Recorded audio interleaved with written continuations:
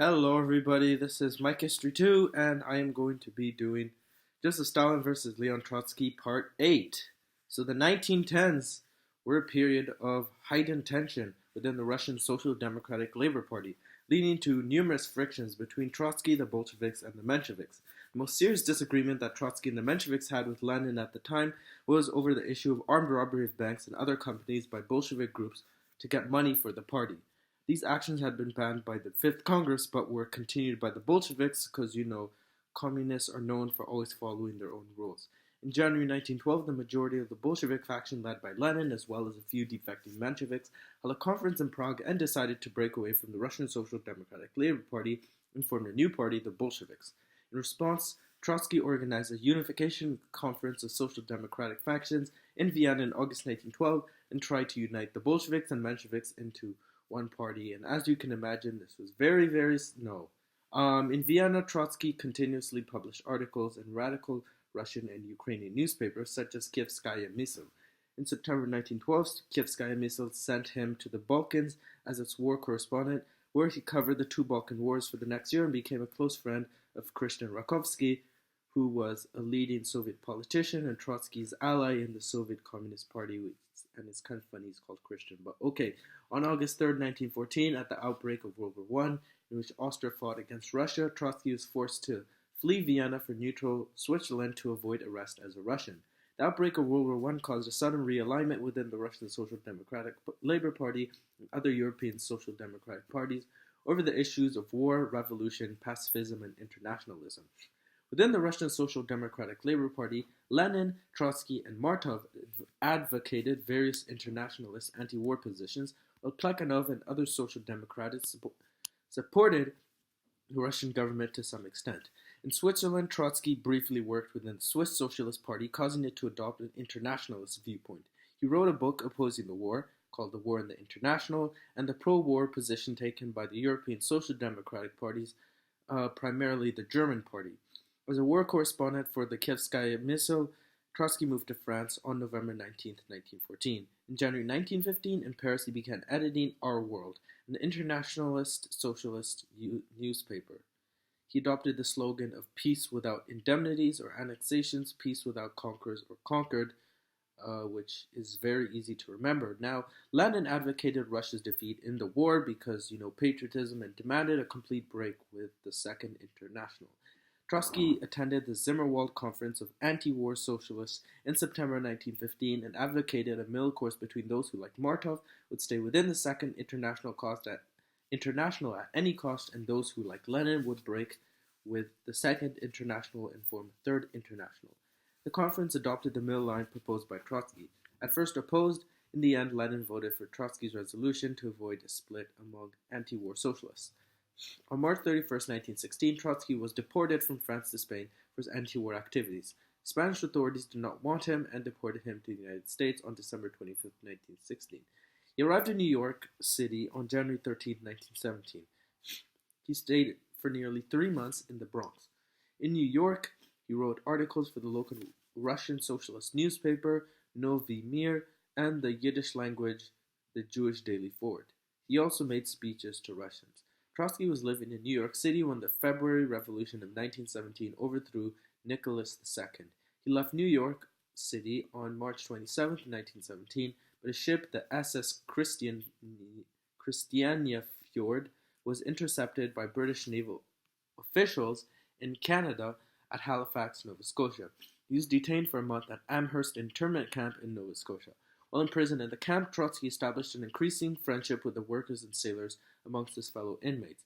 Trotsky's speeches and agitation angered the German officer inmates who complained to the British camp commander Colonel Morris about Trotsky's anti-patriotic attitude.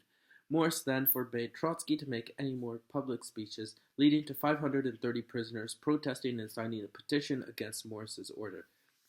Back in Russia, after initial hesitation and facing pressure from the workers' and peasants' councils, the Russian foreign minister Pavel Milyukov was compelled to demand the release of Trotsky as a Russian, and the British government freed him on April 29, 1917. He reached Russia on May 17, 1917. After his return, Trotsky mostly agreed with the Bolsheviks, but he did not join them right away. Russian Social Democrats were split into at least 6 groups, and the Bolsheviks were waiting for the next party congress to determine which factions to join. At the first Congress of Soviets in June, he was elected a member of the first All-Russian Central Executive Committee.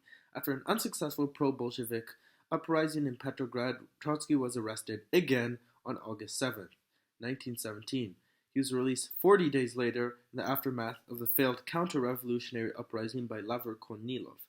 After the Bolsheviks gained a majority in the Petrograd Council, Trotsky was elected chairman on September 25, 1917. He sided with Lenin against Grigory Zinoviev and Lev Kamenev when the Bolshevik Central Committee discussed staging an armed uprising, and he led the efforts to overthrow the provisional government headed by Alexander Kerensky. After the success of the uprising on November 7th to November 8, 1917, Trotsky led the efforts to repel a counterattack by Cossacks under Pyotr Krasnov and other troops still loyal to the provisional government at Gatchina. Allied with Lenin, he defeated attempts by other Bolshevik Central Committee members to share power with other socialist parties. By the end of 1917, Trotsky was the second man in the Bolshevik Party after Lenin. He overshadowed the ambitious Zinoviev, who had been Lenin's top lieutenant over the previous decade. This reversal of position contributed to continuing competition and hate between the two men, which lasted until 1926 and did much to destroy the both. After the Bolsheviks came to power, Trotsky became the People's Commissar for Foreign Affairs and published the secret treaties previously signed by the Triple Entente. Trotsky led the Russian delegation during the peace negotiations in Brest-Litovsk from December 22, 1917 to February 10, 1918. At that time, the Russian government was split on the issue. Left communists, led by Nikolai Bukharin, continued to believe that there could be no peace between a communist republic and a capitalist country, and that only a revolutionary war leading to a pan-European communist republic would bring a durable peace. Yeah, keep dreaming. Now, they cited the successes of the newly formed Voluntary Red Army against Polish forces of Joseph Dowbor-Muśnicki in Belarus, white forces in the Don region, and newly independent Ukrainian forces as proof that the Red Army could repel German forces, especially if propaganda and asymmetrical warfare were used. They were willing to hold talks with the Germans as a means of exposing German imperial ambitions in the hope of accelerating the hoped-for communist revolution in the West, but they were completely against signing any peace treaty. In case of a German ultimatum, they advocated proclaiming a revolutionary war against Germany in order to inspire Russian and European workers to fight for socialism. Lenin, who had earlier hoped for a quick communist revolution in Germany and other parts of Europe, quickly decided that the government of Germany was still firmly in control and that without a strong Russian military, a war with Germany would lead to a collapse of the communist government in Russia. He agreed with the left communists that ultimately a European communist revolution would solve all problems, but until then the Bolsheviks had to stay in power. Lenin did not mind prolonging the negotiating process for maximum propaganda effect, but from January 1918 on, advocating signing a separate peace treaty if faced with a German ultimatum. Trotsky's position was between these two Bolshevik factions. Like Lenin, he admitted that the old Russian military, inherited from the monarchy and the provisional government and in advanced stages of decomposition, was unable to fight.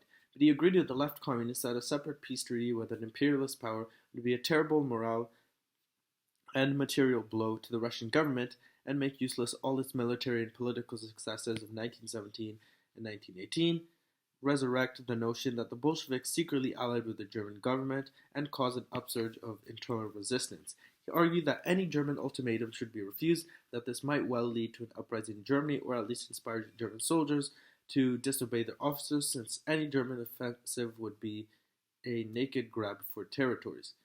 When he could no longer delay the negotiations, he withdrew from the talks on February 10, 1918, refusing to sign on Germany's harsh terms. After a brief pause, the Central Powers notified the Russian government that they would no longer observe the truce after February 17th. At this point, Lenin again argued that the Russian government had done all it could to explain its position to Western workers, that it was time to accept the terms. Trotsky refused to support Lenin since he was waiting to see whether the German workers would rebel and whether German soldiers would refuse to follow orders. Germany resumed the war on February 18th. Within a day, it became clear that the German army was capable of conducting offensive operations and that Red Army detachments, which are relatively small, poorly organized, and poorly led, were no match for it. On the evening of February 18, 1918, Lenin's proposal was accepted. The Russian government sent a radiogram to the German side accepting the final Brest-Litovsk peace terms. Germany did not respond for 3 days and continued its offensive, encountering little resistance. The response arrived on February 21st, but the proposed terms were so harsh that even Lenin briefly thought that the Russian government had no choice but to fight. But in the end, the committee again voted in favor of it on February 23, 1918, and the Treaty of Brest-Litovsk was signed on March 3rd and ratified on March 15, 1918. The failure of the recently formed Red Army to resist the German offensive in February 1918 revealed its weaknesses, which were insufficient numbers, lack of good officers, and almost no coordination and subordination. The notion that Russia could have an effective voluntary or militia-type military was seriously undermined. Now, Trotsky was one of the first Bolshevik leaders to recognize the problem, and he pushed for the formation of a military council of former Russian generals that would function as an advisory body. Lenin and the Bolshevik Central Committee agreed on March 4th to create the Supreme Military Council, headed by former Chief of the Imperial General Staff, Mikhail Bonch-Bruvich. The entire Bolshevik leadership of the Red Army protested and eventually resigned. They believed that the Red Army should only consist of dedicated revolutionaries, rely on propaganda and force, and have elected officers. They viewed former imperial officers and generals as potential traitors who should be kept out of the new military, much less put in charge of it. Their views continued to be popular with many Bolsheviks throughout most of the Russian Civil War, and their supporters were a constant annoyance to Trotsky. The discontent with Trotsky's policies of strict discipline, conscription, and reliance on carefully supervised non-communist military experts eventually led to the military opposition, which was active within the Communist Party in late 1918 and 1919. On March 13, 1918, Trotsky's resignation as Commissar for Foreign Affairs was accepted. He was appointed People's Commissar of Army and Navy Affairs and Chairman of the Supreme Military Council. Trotsky gained full control of the Red Army, responsible only to the Communist Party leadership.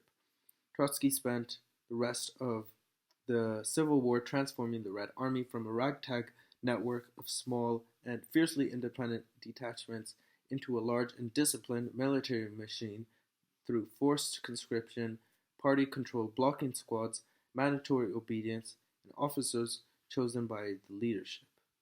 Anyways, that's all. Thanks for watching. Don't forget to like and subscribe. And next time I will be talking about the actual Civil War. So stay tuned for that.